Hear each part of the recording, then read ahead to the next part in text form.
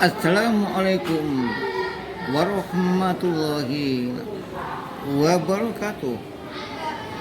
Alhamdulillahi rabbil alamin.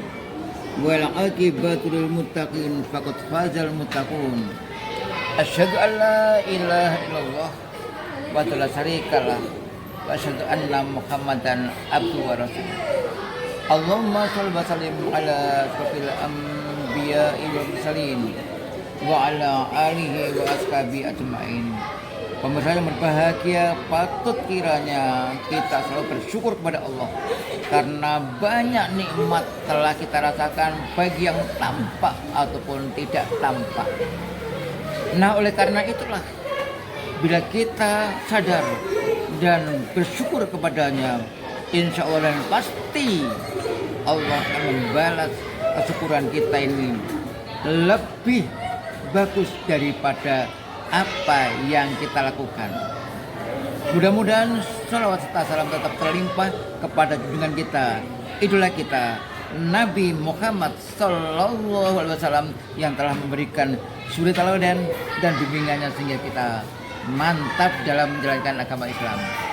Saya yang berbahagia, perlu kita ketahui bahwa Allah Subhanahu Wa Taala itu sangat sayang kepada hambanya, sehingga Allah memberi kesempatan kepada orang-orang yang mempunyai kesalahan, mempunyai kekhilafan, sebagaimana firman-Nya di dalam surat Al-Baqarah ayat 222. Innallaha yuhibbut tawwabina wa yuhibbul mutatahhirin. Sesungguhnya Allah cinta kepada orang-orang yang suka bertobat dan orang-orang yang mensucikan dirinya. Nah, ini adalah peluang. Peluang apa?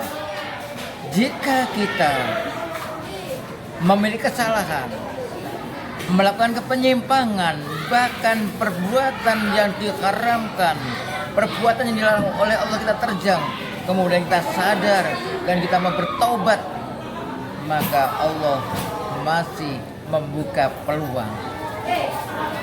Jadi jangan putus asa, wahai para pendosa.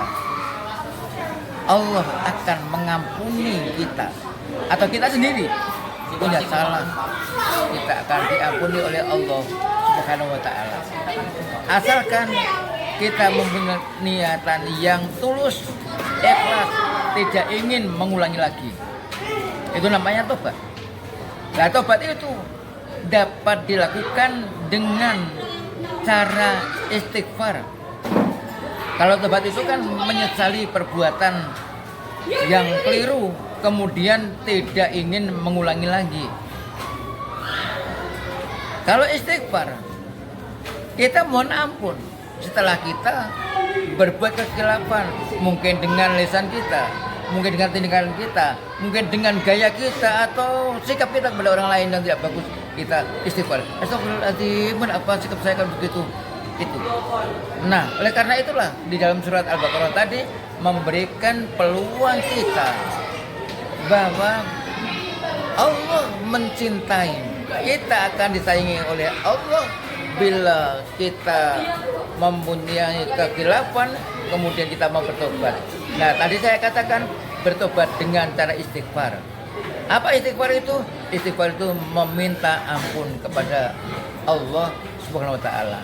Nah, ini diajarkan kepada kita agar kita sadar bahwa kalau kita salah, hendaklah kita minta ampun kepada Allah.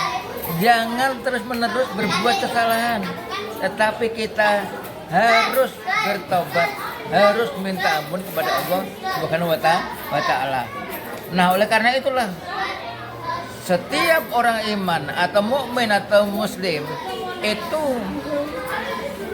diharapkan oleh Allah atau dimotivasi oleh Allah agar tidak berbuat dosa yang terus-menerus. Dia tidak berbuat dosa terus-menerus, tetapi dia selalu mendekatkan diri kepada Allah Subhanahu Wa Taala dengan cara mengingat di mana saja berada.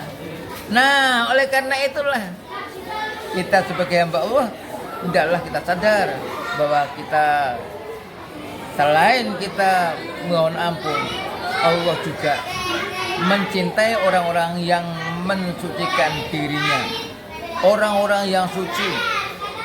Artinya hatinya bersih, tidak kotor, apalagi najis, tetapi dia betul-betul berbuat dengan keikhlasan hanya semata-mata karena Allah Subhanahu wa taala.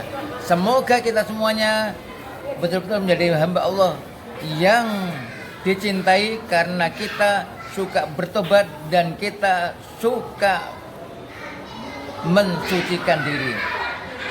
Nah, akhirnya untuk dicintai oleh Allah menurut surat Al-Baqarah ayat 222 adalah dengan jalan bertaubat, menyesali diri akan perbuatan yang salah dan tidak ingin mengulangi lagi. Yang kedua, akhirnya uraian ini saya simpulkan bahwa yang pertama adalah kita selalu beristighfar, bertaubat, dan adalah kita mensucikan diri dari hal-hal yang dilarang oleh Allah Subhanahu wa taala. Semoga kita menjadi hamba-hamba yang diridhai oleh Allah di dunia di akhirat. Assalamualaikum warahmatullahi wabarakatuh.